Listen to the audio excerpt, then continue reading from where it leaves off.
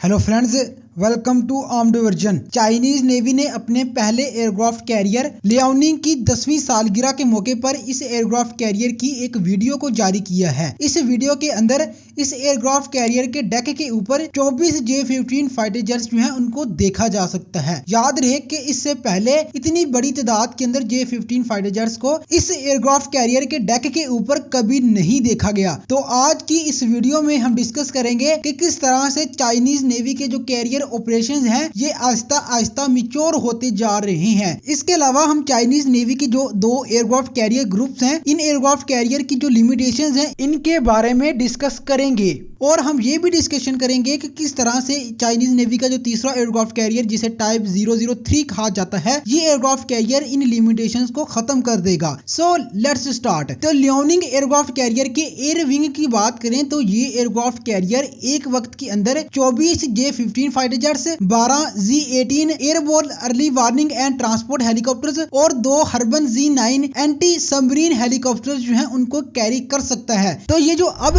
तस्वीर निकल कर सामने आई है, इस तस्वीर के अंदर इस एयरक्राफ्ट कैरियर के डेक के ऊपर 24 J-15 फाइटर जेट्स जो हैं उन्हें देखा जा सकता है, जो ये शो करता है कि अब ये जो एयरक्राफ्ट कैरियर है ये अपने पूरे पोटेंशियल के साथ चाइनीज नेवी की सर्विस के अंदर एक्टिव है। याद रहे कि इस एयरक्राफ्ट कैरियर को इनिशियली जब चाइनीज नेवी की सर्विस के अंदर शामिल किया गया था तो इसके ऊपर सिर्फ एक फाइटर जेट जो है उसे ही हाउस किया गया था। आहिस्ता आहिस्ता ये जो फाइटर जेट की तादाद है इस एयरक्राफ्ट कैरियर के डेक के ऊपर इन्हें जो है वो चाइनीज नेवी बढ़ाती रही है और अब इवेंचुअली उन्होंने 24 एयरक्राफ्ट का जो एक मुकम्मल फ्लीट है उससे इस एयरक्राफ्ट कैरियर के डेक के ऊपर जो है ऑपरेट करना शुरू कर दिया है, जो ये शो करती है कि चाइनीज नेवी की जो एयरक्राफ्ट कैरियर के जो ऑपरेशंस हैं वो अब पहले की निस्बत बहुत ज्यादा मिच्योर होते जा रहे हैं। चाइनीज नेवी के एयरक्राफ्ट कैरियर ग्रुप जो है इनकी लिमिटेशंस की बात करें तो चाइनीज नेवी की जो दोनों एयरक्राफ्ट कैरियर्स इस वक्त इनकी सर्विस के अंदर एक्टिव हैं, ये दोनों ही स्की जंप वाले एयरक्राफ्ट कैरियर्स हैं। इन एयरक्राफ्ट कैरियर्स के ऊपर से कोई भी जो बड़ा एयरक्राफ्ट है वो टेक ऑफ या लैंडिंग नहीं कर सकता, जैसे कि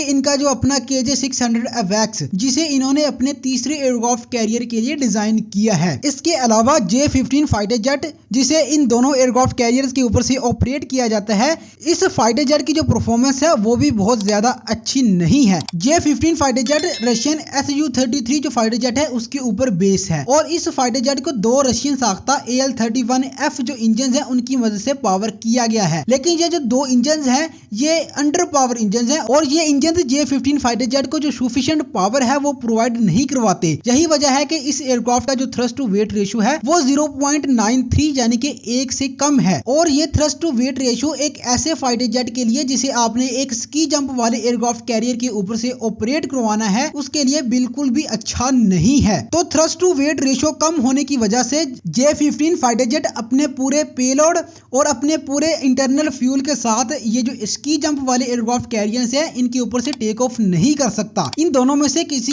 एक चीज के ऊपर जो है वो आपको कॉम्प्रोमाइज करना पड़ता है और अगर आप इन दोनों में से किसी एक चीज की क्वांटिटी के ऊपर भी कॉम्प्रोमाइज करते हैं तो इससे आपको जो है वो नुकसान होता है। अगर आप अपने फाइटर जेट के ऊपर पेलोड जो है उसको कम कैरी करेंगे तो कॉम्बैट मिशंस के अंदर आपका जो वेपनरी है वो आपके दुश्मन के फाइटर जेट से पहले ही खत्म हो जाएगी और अगर आप वेपनरी के अंदर कॉम्प्रोमाइज नहीं करते और अपना जो फ्यूल है उससे कम कैरी करते हैं, कम फ्यूल के साथ टेक ऑफ करते हैं तो जो आपके फाइटर जेट की ऑपरेशनल रेंज है ये कम हो जाएगी और ये जो दोनों चीजें हैं ये दोनों ही आपके फाइटर जेट के लिए नुकसानदेह साबित हो सकती हैं किसी भी कॉम्बैट सिनेरियो के अंदर। तो J-15 की जो ऑपरेशनल रेंज है इसको बढ़ाने के लिए बड़ी बड़ी जो रिफ्यूलिंग है उसको टेस्ट किया जा चुका है चाइनीज नेवी की तरफ से माजी के अंदर। बड़ी बड़ी रिफ्यूलिंग जो है ये एक ऐसा रिफ्यूलिंग का सिस्टम होता है जिसमें आपका जो एक फाइटर जेट है वो दूसरे फाइटर जेट के अंदर अपना जो इंटरनल फ्यूल है उसको ट्रांसफर करता है। इसके अलावा क्योंकि इन दोनों एयरक्राफ्ट कैरियर्स के ऊपर से कोई भी जो AWACS एयरक्राफ्ट है वो लैंडिंग या टेक ऑफ नहीं कर सकता, यही वजह है कि ये जो J-15 फाइटर जेट्स हैं इन्हें ग्राउंड बेस जो AWACS एयरक्राफ्ट्स हैं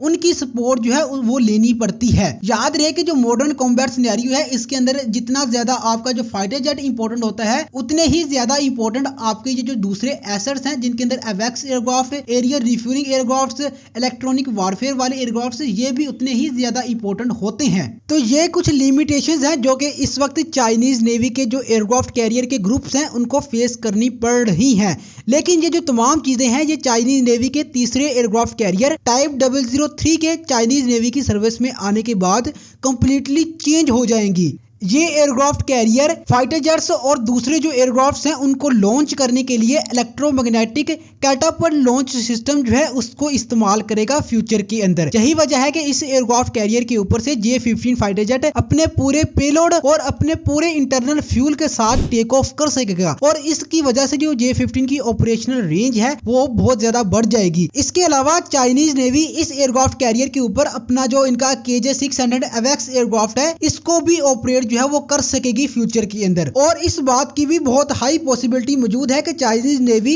KJ-600 जो AWACS एयरक्राफ्ट है इसी प्लेटफॉर्म के ऊपर बेस करके एक एयर रिफ्यूलिंग वाला जो एयरक्राफ्ट है वो भी फ्यूचर के अंदर डिजाइन कर ले, जिससे J-15 फाइटर जेट्स को हवा के अंदर रिफ्यूल करने के लिए जो है वो इस्तेमाल किया जाएगा फ्यूचर के अंदर। तो चाइनीज नेवी की जो कैरियर बैटल ग्रुप्स के जो कुछ लिमिटेशंस हैं अभी ये इनके तीसरा एयरक्राफ्ट कैरियर जो है उसके सर्विस में आने के बाद कंप्लीटली खत्म हो जाएंगी। तो फ्रेंड्स आज की इस वीडियो के लिए बस इतना ही। उम्मीद करता हूं कि आपको आज की हमारी ये वीडियो पसंद आई होगी।